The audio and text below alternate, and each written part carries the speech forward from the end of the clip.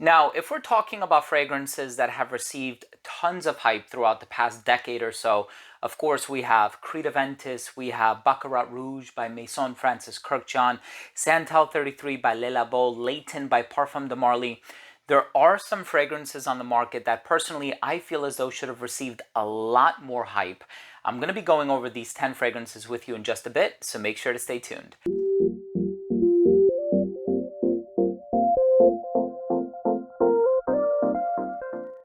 Before I begin this list and I tell you about these 10 fragrances that in my opinion should have gotten a lot more hype, I don't know why they aren't as commonly talked about as some of these other fragrances. Of course, it's hard to top Santal 33 or, Erba Pura by Sospiro or some of these wonderful, wonderful fragrances. But before I begin this list and I tell you what my 10 selections are, I do want to start the video off by saying that if you're a fan of fragrance-related content, please do consider supporting the channel by subscribing to it, hit the bell, and of course give this video a thumbs up for the YouTube algorithm. It would really mean a lot to me. So these are fragrances that I think are wonderful.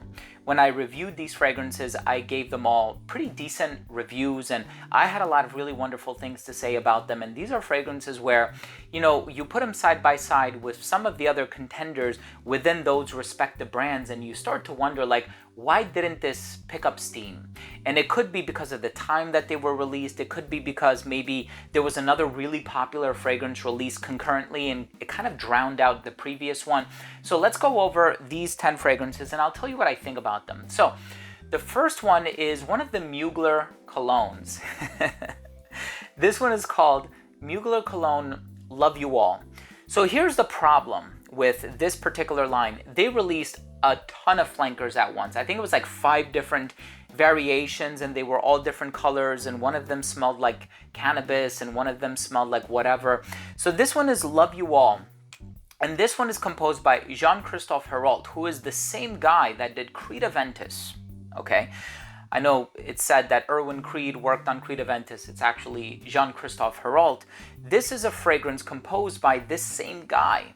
And this fragrance has basically all that bright, vivid, sparkling quality of the original Mugler cologne, which of course has the green liquid, and this smells so wonderfully fresh, so invigorating. This has a touch of licorice. So it has like this quirky little sweetness to it, and I'm like, this is kind of an improved version of Mugler cologne, which is like this soapy green vetiver type of a fragrance. Of course, vetiver is not listed in the note breakdown, but it does smell an awful lot like Creed's original vetiver. And original vetiver certainly has vetiver in it, so much so that it became the namesake of the perfume. But anyway, Mugler Cologne, Love You All, amazing. Of course, we also have, and I can still smell it in the air, it's amazing, Noir Exi by L'Artisan Parfumeur. Now, of course, when you think of this brand, you probably think of T for Two or Zing or so many of these other, wonderful fragrances that the brand has put out. This one is composed by Bertrand Duchaufour, who's one of the biggest perfumers out there, one of the best perfumers out there. And he's based out of Paris, France. I had the pleasure of meeting him in person and it was quite wonderful. This fragrance is a creamy, warm, autumnal, sort of a marshmallow type of a fragrance. It's this beautiful gourmand and it showcases the perfumer's versatility, and he has done some really exceptional fragrances throughout the years. This is a beautiful gourmand and you really have to try it. Again, it does have some licoricey elements to it as well, this marshmallow type of a vibe to it. It's beautiful for the colder weather.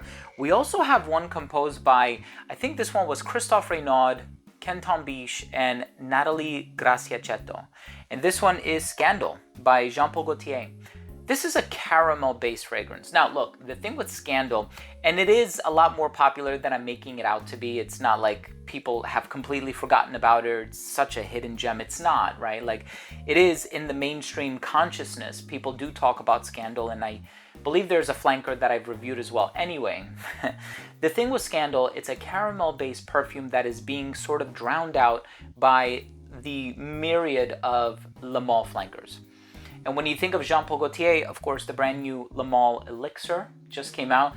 I'm sure it's another year or two before they release Scandal Elixir, so I'm waiting for that. But this one, it kind of has like this fig/coconut vibe about it. It's woodsy, you have this strong caramel presence in the heart.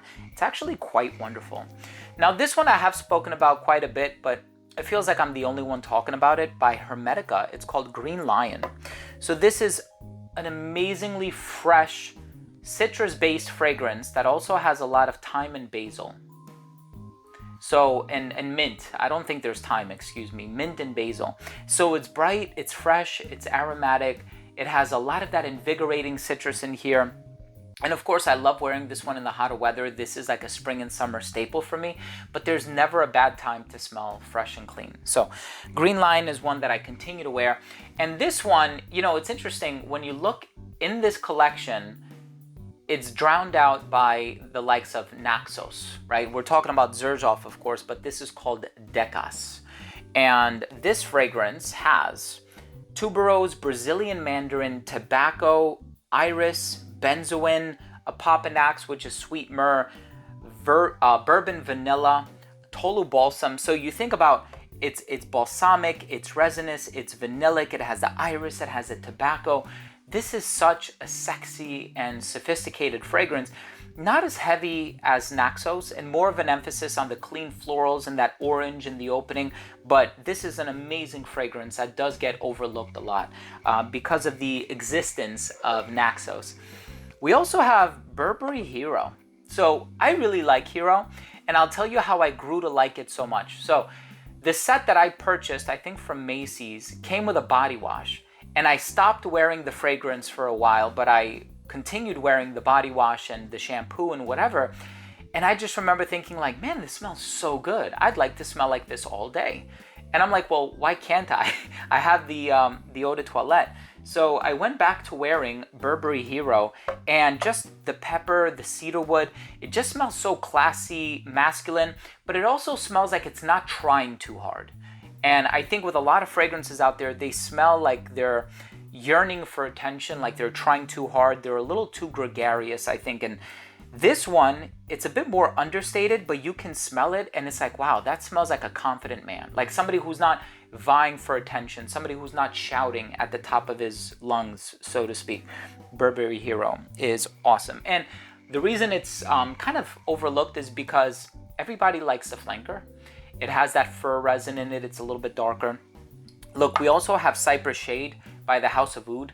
This is one that I continue to wear. It's a mimosa-based fragrance, and mimosa is a floral ingredient that smells like almond flour, Flour. So it's a little powdery, it's a little sweet, it's a little spicy, but this one is just beautiful. And you don't hear a lot of people talking about the House of Oud in general. Yes, there are some fragrances like Crop, and then the respective year they come out and, you know, they seem to receive a bit of hype, but Cypress Shade is wonderful, and it has one of the best presentations in the game. It's all hand painted and it's beautiful.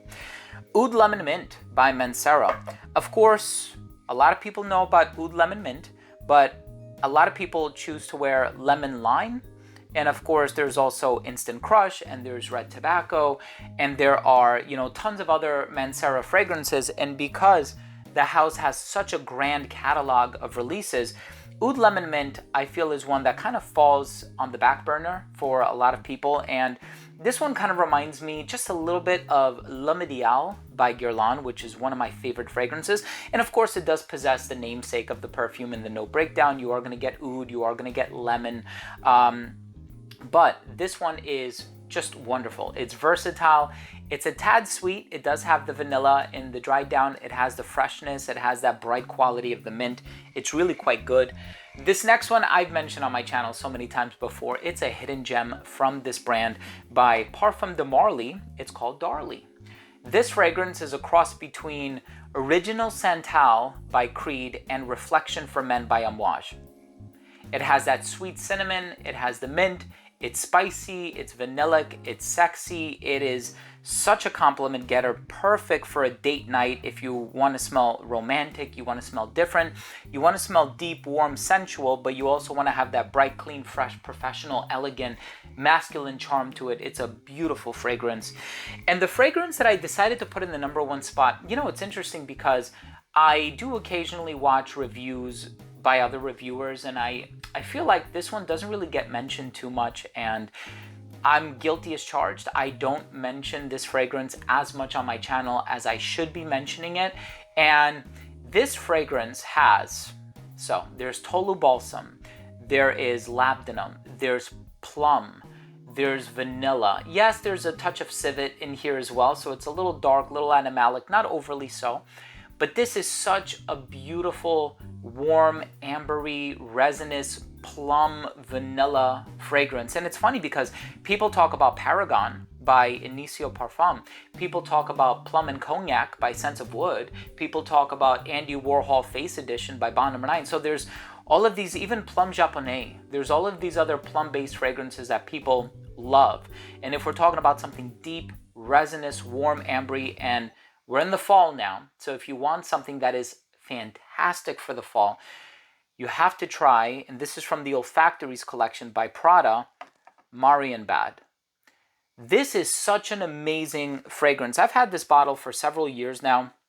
I didn't put that much of a dent in it because this is the type of fragrance where 2 or 3 sprays go such a long way. I remember purchasing this one from Saks Fifth Avenue in Manhattan, and this is so delicious. It's so decadent. The plum, the vanilla, the resins. Try this one. I know ScentSplit has it, so I'm going to put the links down below. It is an affiliate link. I am going to be open and transparent about that. So if you want to support the channel, all the money I make goes back into the channel. And believe me, I don't make a lot of money doing this. But this is a beautiful, beautiful fragrance. All of these are quite exceptional, if I'm being honest with you. Why don't you go ahead and tell me, drop your comments down below in the comment section. What fragrance do you personally feel as though should have received a lot more hype, and it didn't get the hype that it deserved? And maybe it was overshadowed and drowned out by another release. And, you know, I provided my justifications for all of these, I think, to the best of my ability. So, thank you for watching. If you enjoyed this video, if you took something of value from today's episode, hit the subscribe button, hit the bell icon, and give this video a thumbs up. Thanks again so much for tuning in. Love you guys, and we'll see you tomorrow with a new episode. Bye.